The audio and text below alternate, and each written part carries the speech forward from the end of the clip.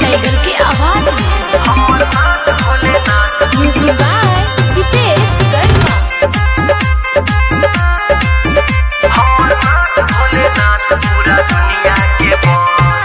सावन में रहतानी नशा में दूर हो, क्षण भर न रहे पाई बाबा से दूर हो। सावन में रहतानी नशा में दूर हो, क्षण भर न रहे पाई बाबा से दूर हो। बगली में गाजा गाजा के मारी दो, असल महाकाल के चेला होई हम। हमर नाथ भोलेनाथ पूरा दुनिया के बॉस, हमर नाथ भोलेनाथ पूरा दुनिया के बॉस। हमर नाथ भोलेनाथ पूरा दुनिया के बॉस, हमर नाथ भोलेनाथ पूरा दुनिया के बॉस। हमर नाथ भोलेनाथ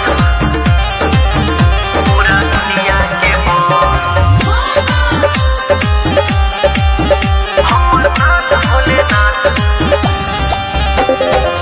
पर्वत पहाड़ पर रहे जटा से गंगा बहे, हौवे बौरहवा बाबा गलती न तैको सहे।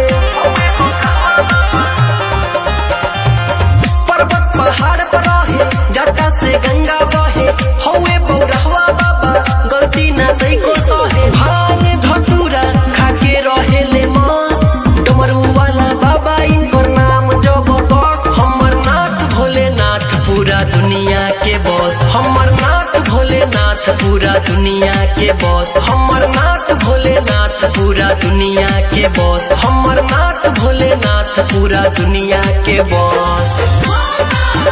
हमर नाथ भोलेनाथ पूरा दुनिया के बॉस, हमर नाथ भोलेनाथ। आरके टाइगर सुनो अजय अकेला हो, बाबा के बुटिया में पावर रहेला हो। आरके टाइगर सुनो अजय अकेला हो, बाबा के बुटिया में पावर रहेला हो। बगली में गाजा गाजा के मारी दो, असल महाकाल के चेला होई हम। हमर नाथ भोलेनाथ पूरा दुनिया के बॉस, हमर नाथ भोलेनाथ पूरा दुनिया के बॉस। हमर नाथ भोलेनाथ पूरा दुनिया के बॉस, हमर नाथ भोलेनाथ पूरा दुनिया के बॉस। सावन में रहतानी नशा में दूर हो, क्षण भर न रहे पाई बाबा से दूर हो। सावन में रहतानी नशा में दूर हो, क्षण भर न रहे पाई बाबा से दूर हो।